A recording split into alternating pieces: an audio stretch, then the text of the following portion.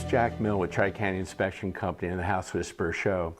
I want to thank you for the comments that have come across our website at tricountyyinspectors.com. And I thought today I would touch on two subjects that we get a lot of questions about when we're on site. What's the condition of the roof? And the second question a little bit later is my basement wet? So let's talk about the roof. Life expectancies of roof systems can range between 20 and 30 years.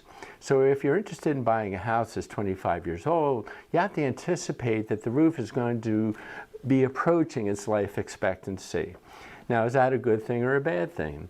Typically, if a seller puts a new roof on, he's going to be budgeting for that increase as to the sales price of the home.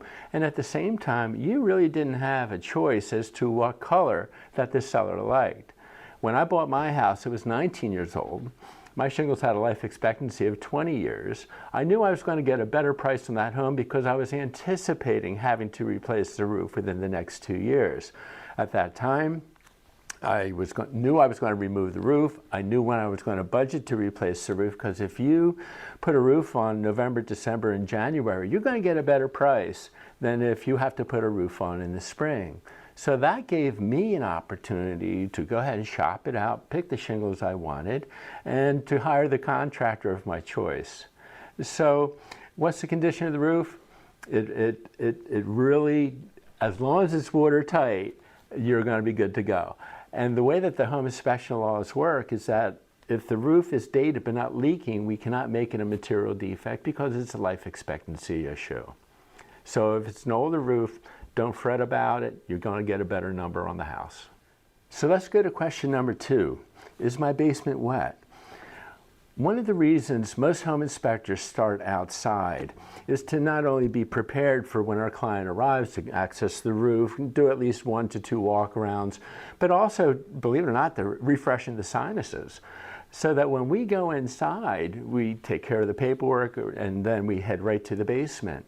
So as soon as you can open that basement door, you can always tell if the basement is damp or not. Now, what makes basements damp? A couple things. One, the makeup of the foundation. Is it stone, cinder block, concrete block, or is it poured concrete?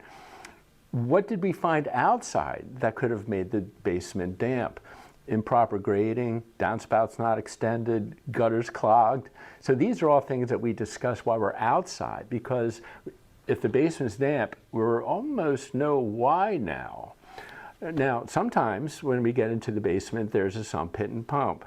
And we've talked about that in the past, but at least it's a way to remove water. But most dampness does come from the exterior of the home.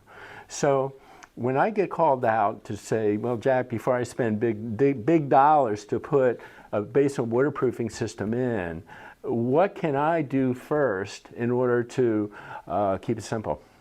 And most times basements can be remedied. Dehumidification is important. And then, of course, air movement. So don't always fret again if the basement's damp. Look around, do your research. The only thing that I can't help clients with is if it's hydrostatic pressure, and that's where moisture comes up from the earth. And then it might be ready for that dewatering system. So if you like the information, please push the subscribe button below, and please leave a comment, because I love talking about anything that makes your house work properly. I'll see you next time.